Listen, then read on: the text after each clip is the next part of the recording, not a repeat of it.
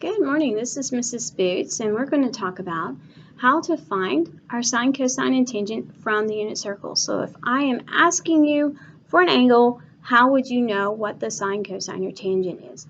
So first we need to know that the cosine is the x value of the coordinate, the sine is the y value from the coordinate, and tangent is like slope. It's the y divided by the x. So from our wonderful unit circle, we've already gone through, we already know all of our coordinates. And if we divide the y value by the x value, and then make sure that our square root is moved to the top, we've got each one of our tangents identified. So very important is to have a correct copy of the unit circle and make sure that everything is correct on it. So first thing, if I just take a spinner, and we're going to spin our little spinner, and we see 210 degrees, and I want to know the cosine of 210 degrees. What is the cosine of 210?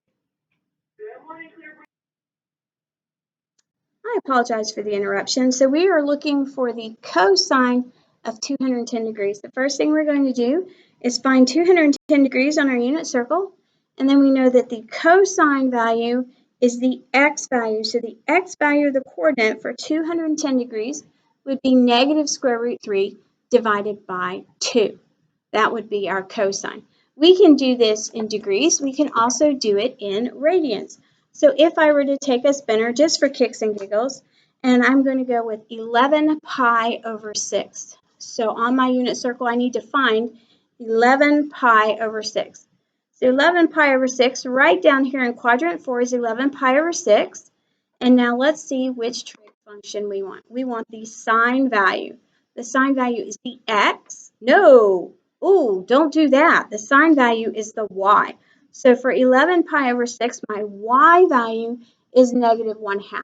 So we can, if we have this memorized, it makes it a whole lot easier. If we at least have quadrant 1 memorized, it makes it even faster. But we can determine any sine, cosine, or tangent just by looking at the x for the cosine, the y for the sine, or doing y divided by x to find the tangent.